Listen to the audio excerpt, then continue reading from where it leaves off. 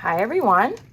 Today on Affordably Cooking, we are going to be making some very versatile flavored olive oil. If you're new here, welcome. My channel is all about teaching you how to stretch your craft dollar and be affordably crafty. Please like, share, and subscribe. Also follow me on Instagram and join my Facebook group where I post about all my steals, deals, and freebies I find in my travels in the crafting world. Okay, so I like these. Well, let's just go over the ingredients first. We need olive oil, and whatever, I just put it back in the same container because this is glass. Don't do that if it's plastic. Okay, folks. Whatever herbs you choose. So I'm going to be making 2 flavored olive oils today. I'm going to be making rosemary and garlic, and then I'm making a thyme olive oil. Rosemary and garlic olive oil is my go-to for the summer when I put steaks on the grill, or if I'm grilling up some lettuce for a Caesar salad or whatever. It's my go-to grill olive oil. So that's what I use that for. And then the thyme olive oil is one of my favorite things to put in salad dressings. And I also love to put it on chicken and fish. Really, really important warning here though. We're going to have to basically cook the olive oil for about 10 minutes so that this does not develop botulism. Botulism is bad news and you can get sick. So please make sure that you bring it up to temp for 10 minutes before you bottle it back up again. And this is only going to last like 3 weeks. So that's why I usually buy these small bottles. So these are Goya's. I mean, you can use whatever brand you want, but if you're going to put it back in the original bottle, make sure it's glass. And this is 8.5 ounces. It also looks pretty in this bottle. And I also have this awesome pan by Farberware that I've had for a long time. It has a spout, so it's going to make it a lot easier when we put the olive oil back in the jars. Yeah, so make sure you put your Scotch tape and your date on here so you're not confused about when you made it. Make sure you use it within about 3 weeks. Anything left over is just going to have to go in the trashy poo. Sorry. I mean, you can reuse this bottle if you clean it out, but you can't. Sorry. Botulism is real. Not to scare everybody, you can be very safe with this, okay? So I'm going to do the rosemary and garlic one first. So what we're going to do is we're going to put this, all the green stuff you're going to put in your bottle. Now keep in mind, this is going to take away from how much olive oil is in there. I'm going to kind of put that in the bottom of this. I'm going to open these cloves and put them in there, and then I'll show you how much of this bottle I actually put in that thing. Give me a minute. Okay, so this is how many cloves I'm putting in mine. 1, 2, 3, 4, 5, 6, 7.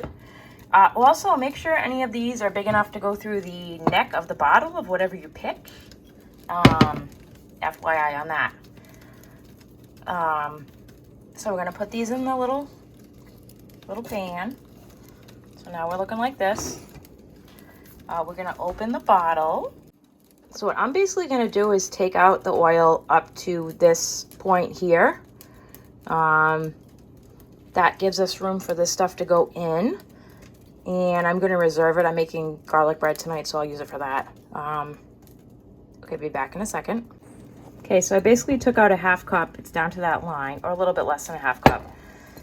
If your olive oil has this in it, this plastic spout thing, it needs to come out before you put hot oil back in here because that will melt, okay? So what I just do is I pry it out with a butter knife. I'm going to do that and I'll be right back. So you're just going to take your knife, slide it under here, and then it's just going to pop right out.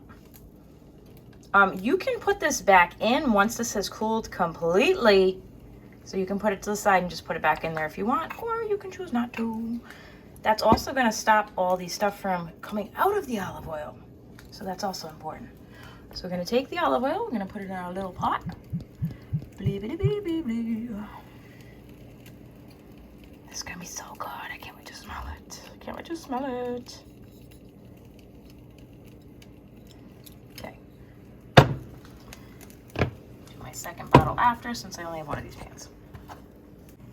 I'm going to put the timer on once this gets up to a simmer, and I'm going to set it for 10 minutes and let it simmer away there for 10 minutes so we don't have any botulism and it's safe. And I'm going to show you back here in a few minutes what a simmer looks like. See you in a few minutes. This is what I'm talking about. See the little bubbles? We don't want it to be at a full, like, blast boil. But this is good. So I'm just going to turn it down to 5. And I'm going to keep it on there. Oh my God, it smells so good. For 10 minutes. Setting my timer. See you in 10 minutes. So we don't want it to burn anything. So I've turned it down to 4 here. With 7 minutes left to go. It's simmering away. It smells so good. Okay, my timer's got a couple minutes left. I'm going to show you what I do. So this bottle, the Goya bottle, the olive oil bottle, fits inside this glass container I have, and then I put a plate on the bottom. That's just if any of the oil drips or spills, it's not going to make a huge mess. Now, as you can see, the garlic cloves are getting a little bit toasty, but that's fine. I only have a couple minutes left. You can turn down the temp if you want to like 3 or 4, as long as it's simmering like this. That's the most important part. So yeah, what would you guys use this stuff for? If the other bubbling you hear, I'm making my Scraptastic stock at the same time. FYI. And I'll link down below this pan. It's amazing if you want to make gravies and sauces and this type of odd thing that I love to do. What kind of flavorings would you put in your olive oil? Let me know down below. See you in a minute. Okay, our timer just went off, so what I'm going to do is slide this off the burner, and I am going to, first thing is take out the cloves and put them into the bottle. This is where it's important that you don't use anything that's too big to go into the top of the bottle, folks, right? It's also really important that anything you put in here as far as plant matter or whatever goes into this hot oil so you don't get the botulism. I'm going to take out these sprigs one by one. Again, keeping in mind that this is hot. Tongs are your best friends for this. Oops, I lost a little piece. Come back, buddy. Come back.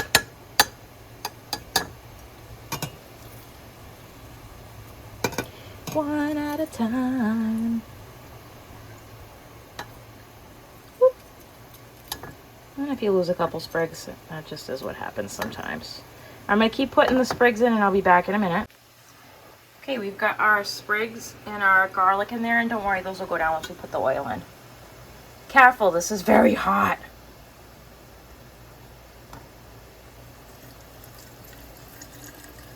Oops, I forgot a rosemary in there. And a garlic, well, we'll get that after.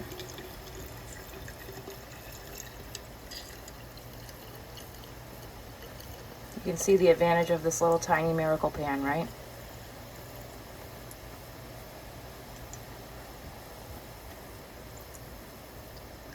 Let me just put that other sprig and garlic clove in there real quick.